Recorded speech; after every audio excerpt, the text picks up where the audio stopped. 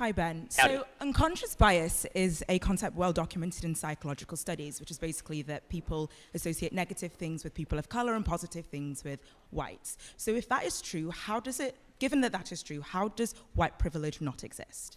Okay, so you're asking about unconscious bias. I apologize because it's kind of echoey, but the question was, if there is unconscious bias, just to repeat it so I'm making sure I get it right, if there is unconscious bias, how does white privilege not exist?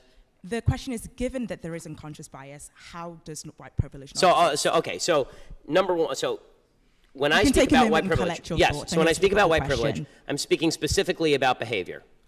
Okay, there have been no studies, and really I've looked at these studies, the connection between what they call implicit bias, this is their favorite phrase now, implicit bias, unconscious bias, and biased behavior has yet to be proven at any level that is even remotely necessary to be used in, for example, a courtroom, which is why it's never been used in a courtroom.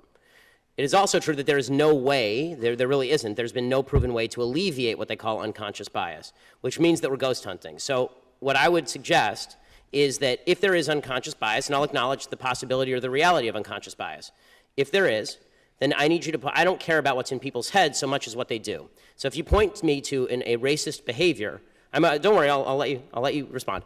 If you point me to a racist behavior, I'm happy to stand alongside you and protest it. What I can't do is protest about things in people's head that I don't know about because I'm not a mind reader. Okay, so that's a really interesting response, and to that I have two questions. Firstly, what I've heard you say that this is something that, the way people think doesn't affect their behavior. So that's the first thing you've said. So I'm really curious if you can kind of give me another example of a thought that somebody has which doesn't affect their behavior. Like, do people who, support Trump not vote for him? Like, I'm very curious about that. Yes. And secondly, the second thing that I want to ask is that if it's something it's hard to fix, does it mean we shouldn't do anything about it? Because you said, I don't know if we can change how people think. Does that mean we shouldn't try? I mean, first of all, not a great impression. But beyond that, my voice isn't that low. But beyond that, as far as the first question, which is, do people have thoughts that don't manifest in behavior? Yes, all the time. For instance? For instance, every thought that you have about walking up here and strangling me right now. I assume like we have thoughts all the time that don't manifest in behavior, and this is true every single day. We consider thoughts that cross our minds. And the problem with unconscious bias is the idea is you don't even know that you're having the thought, right? So how can you stop it if you don't even know that you're having it? But then we should be able to gauge the unconscious bias and its impact on behavior. That's why it's unconscious bias as opposed to conscious bias. Right? The idea behind unconscious bias is that it's not even a ghost, it's a ghost of a ghost, because you don't even know you're having the thought. So people, the whole idea behind diversity training is the idea that you can retrain people to stop their chain of thought in order so that it doesn't manifest in behavior.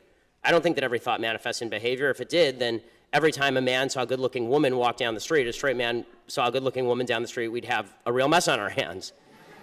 So the second question, the idea was a little too broad for me to respond to, which is, just because something is tough, don't we have to face up to it? Yes, we have to face up to tough things all the time. And one of the tough things I would suggest that we face up to is that you have a lot more control over your own behavior and the decisions you make than the supposedly widespread unconscious bias of people you've never met.